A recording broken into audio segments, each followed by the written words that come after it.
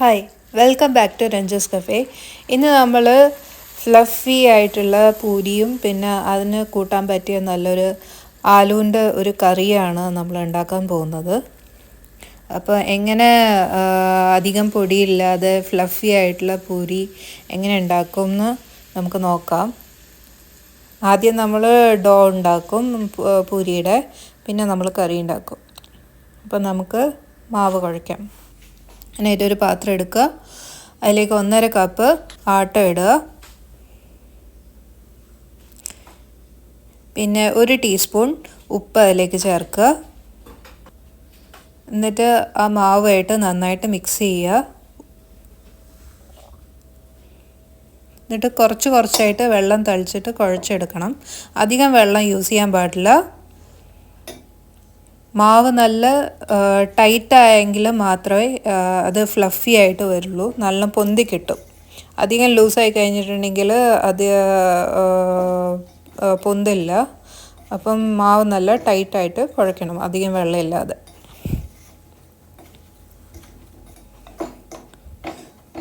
നമ്മുടെ മാവ് റെഡിയായി. അതിലേക്ക് കുറച്ച് ഓയിൽ ഡ്രിസിൽ ചെയ്തിട്ട് നല്ലോണം തടവിയിട്ട് മാറ്റി വയ്ക്കുക. ഒരു 20 മിനിറ്റേക്ക് മാറ്റി വയ്ക്കുക. ഇനി നമുക്ക് കറി ഉണ്ടാക്കാൻ തുടങ്ങാം. അതിനായിട്ടൊരു പാൻ എടുക്കുക, 1.5 ടേബിൾ സ്പൂൺ നെയ്യ് ഒഴിക്കുക. അത് ചൂടായി വരുമ്പോൾ ഒരു ബേ ലീഫ് നമ്മളിടും. പിന്നെ നമ്മൾ ക്രഷ് ചെയ്ത് വെച്ച മുഴുവൻ മല്ലിയില ഇടും. ഒന്ന് ക്രഷ് ചെയ്താൽ മതി, അധികം ഇതാവണ്ട. പിന്നെ ഒരു 2 ടീസ്പൂൺ ജീരകം ഇടും.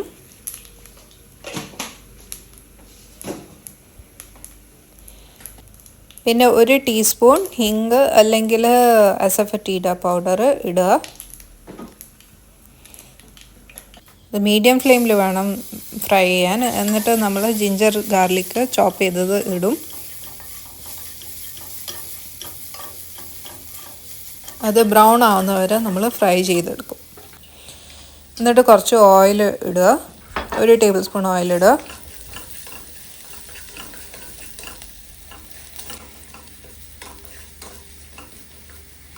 എന്നിട്ട് പച്ചമുളക് ഇടുക. ഞാൻ ഇവിടെ 4 പച്ചമുളക് എടുത്തിട്ടുള്ളത്. എന്നിട്ട് നമ്മൾ ഇനി പൊടികൾ ചേർക്കുന്നതുകൊണ്ട് ഫ്ലെയിം നല്ല ലോ ഫ്ലെയിമിലിടും. ആദ്യം മഞ്ഞൾപ്പൊടി ചേർക്കും, 1/2 ടീസ്പൂൺ.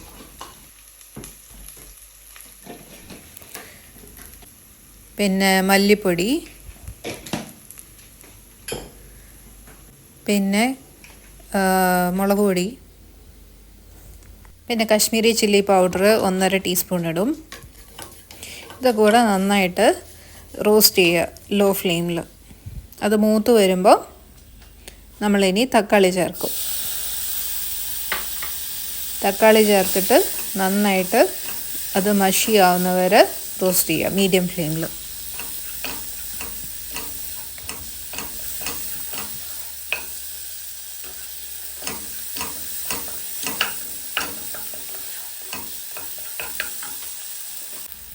ഇനി നമ്മൾ ഉപ്പ് ചേർക്കും. ഉപ്പ് ചേർത്ത് നന്നായിട്ട് വീണ്ടും റോസ്റ്റ് ചെയ്യുക. ഇപ്പം നമ്മുടെ മസാല റെഡിയായി. അതിലേക്ക് ഇനി നമ്മൾ പുഴുങ്ങി വെച്ചേക്കുന്ന ആലു സ്മാഷ് ചെയ്തിട്ട് അതിലിടും. അധികം പൊടിക്കണ്ട, അത് വലിയ കഷ്ണങ്ങൾ ഇരുന്നോട്ടെ. എന്നിട്ട് വീണ്ടും ആ മസാലയിൽ മിക്സ് ചെയ്തിട്ട് നമ്മൾ കുറച്ച് നേരം റോസ്റ്റ് ചെയ്യും.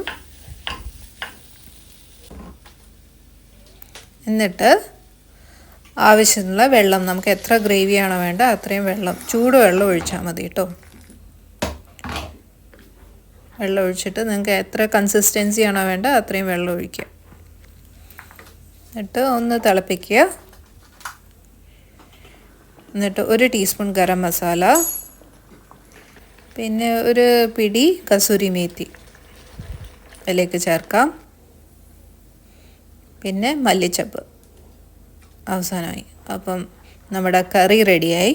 ഇനി നമുക്ക് പൂരി പരത്താൻ തുടങ്ങാം.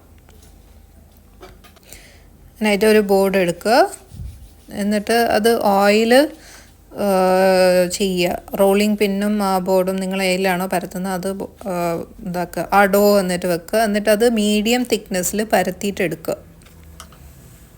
നമ്മൾ പൊടി തീരെ യൂസ് ചെയ്യില്ല. പൊടി ഉപയോഗിച്ചാൽ എണ്ണ കുടിക്കും പൂരി. അതുകൊണ്ട് ഇത് റോളിംഗ് പിന്നും ബോർഡും ഓയിൽ ചെയ്യും. എന്നിട്ടൊരു ഗ്ലാസ് കൊണ്ട് അത് ഡോ വെച്ചിട്ട് റൗണ്ട് ആക്കിയിട്ട് എടുക്കും. ഇങ്ങനെ നമുക്ക് ടൈം സേവ് ചെയ്യാം.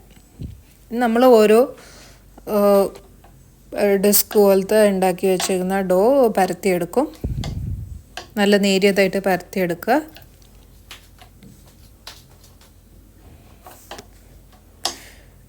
നമുക്ക് പൂരി ഫ്രൈ ചെയ്തെടുക്കാം. അപ്പം എണ്ണ നന്നായിട്ട് ചൂടാവണം. എന്നിട്ട് ഫ്രൈ ചെയ്യുമ്പോൾ മീഡിയം ഫ്ലെയിമിൽ ഫ്രൈ ചെയ്തെടുക്കുക. നല്ല ചൂടായിരിക്കണം നമ്മൾ പൊരിക്കുമ്പോൾ, അപ്പോൾ വേഗമായി കിട്ടും. പിന്നെ അത് മുങ്ങുന്ന പോലെ കണക്ക് എണ്ണ എടുക്കുക. കുഴിയുള്ള ചീനച്ചട്ടിയിൽ പൊരിച്ചെടുക്കണം, അപ്പോൾ വേഗമായി കിട്ടും. അങ്ങനെ ഓരോ പൂരി, നല്ല ഫ്ലഫി ആൻഡ് ക്രിസ്പി ആയിട്ടുള്ള പൂരി നമ്മൾ ഉണ്ടാക്കി എടുത്തു.